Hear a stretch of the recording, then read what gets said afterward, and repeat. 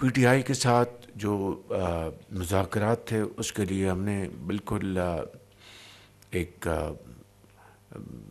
بڑے جنون طریقے سے ہم نے ان کی آفر کو قبول کیا.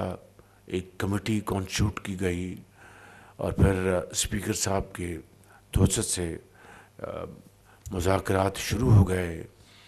انہوں نے ہم کمیٹی نے ڈیمانڈ کیا کہ آپ لکھ کر دیں. انہوں نے لکھ کر دیا. ہماری کمیٹی نے پھر کہا کہ ہم بھی آپ کو لکھ کر جواب دیں گے. اور ابھی میٹنگ 28 تاریخ کو ہونی تھی اسی ماہ کی. اس سے پہلے انہوں نے وہ انکار کر دیا, بھاگ گئے. ہمارے ممبرز نے ان کو کہا کہ بھئی آپ نے لکھ کر ہمیں ڈیمانڈ دی ہیں, ہم بھی آپ کو لکھ کر جواب دینے کے لیے تیار ہیں, آپ تشریف لائیں اور اس میں ہم آپ سے بات کریں گے.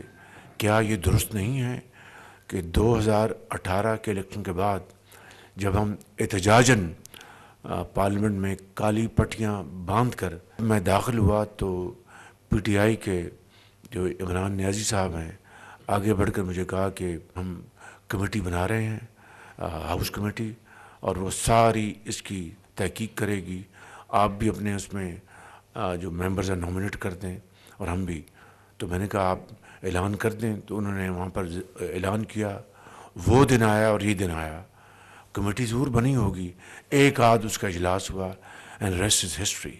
تو میں سمجھتا ہوں کہ یہ اپنے گریبان میں جھانکیں کہ انہوں نے 2018 میں وہ ہاؤس کمیٹی بنی تھی, وہ کوئی جوڈیشل کمیشن نہیں بنا تھا. انہوں نے ہاؤس کمیٹی آفر کی, ہم نے اس کو قبول کر دیا, جس کی میٹنگ کبھی نہیں ہوئی ایک آدھ میٹنگ کے علاوہ. تو میں سمجھتا ہوں کہ یہ آئیں, بیٹھیں, ہاؤس کمیٹی کے لیے ہم تیار ہیں. یہ 2018 کا الیکشن کی جو کمیٹی بنی وہ بھی اپنا کام مکمل کرے, اور 2024 کا فروری کا الیکشن وہ بھی ہاؤس کمیٹی بنے, اس کو پوری طرح وہ حقائق سامنے لے کے آئے. اس طرح اگر 26 نومبر کے وہ دھرنے کی بات کرتے ہیں تو 2014 کا جو دھرنا تھا اس کا بھی ہاؤس کمیٹی احاطہ کرے اور 26 نومبر 2024 کا بھی احاطہ کرے. It takes two to tango. میں بالکل تیار ہوں صدقے دل کے ساتھ, نیک نیتی کے ساتھ, کہ یہ ڈائلاگ آگے بڑھے, یہ پارلیس آگے بڑھیں, تاکہ ملک جو ہے وہ آگے چلے, نہ کہ ان کے انتشار کے ہاتھوں ملک کو نقصان, یہ ملک کسی مزید نقصان کا متحمل نہیں ہو سکتا. 1% اناؤنس کیا ہے اسٹیٹ بینک نے پالیسی ریٹ میں کمی. میرے حساب سے تو کم سے کم 2% ہونی چاہیے تھی, اور میں سمجھتا ہوں کہ اس سے یقیناً کاروبار کو, صنعت کو, معیشت کو فائدہ پہنچے گا انشاءاللہ.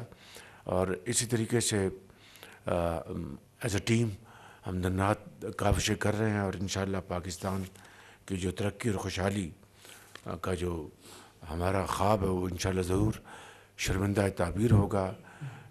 ہیومن جو سمگلنگ, ہیومن ٹریفکنگ کے حوالے سے کئی سینکڑوں پاکستانی ان کی جانیں ضائع ہو گئیں, چاہے وہ کریٹ میں ہوئیں یا وہ پھر ابھی مراکش میں وہاں پر ہوئیں. اس کے علاوہ جو اس کالے دھندے کے نتیجے میں پاکستان کا جو امیج, جس کو ڈیمیج کرنے کی جو کوشش کی گئی پاکستان کے اندر, خود اس گھر کو لگ گئی آگ گھر کے چراغ سے. تو اس کی میں پوری طرح اس کو میں فالو کر رہا ہوں. منسٹر آف انٹیریئر کل ہم نے ایک اور میٹنگ کی تھی, اور اس کے اوپر ہم بھرپور, اس کے اوپر ہماری توجہ ہے انشاءاللہ. اس معاملے کو جب تک یہ مکمل طور پر یہ کرپشن سے اور ایسے ایلیمنٹ سے پاک نہیں ہو جاتا جنہوں نے پاکستان کو بدنام کرنے میں کوئی کسر نہیں چھوڑی, اس وقت تک انشاءاللہ ہم چین سے نہیں بیٹھیں گے.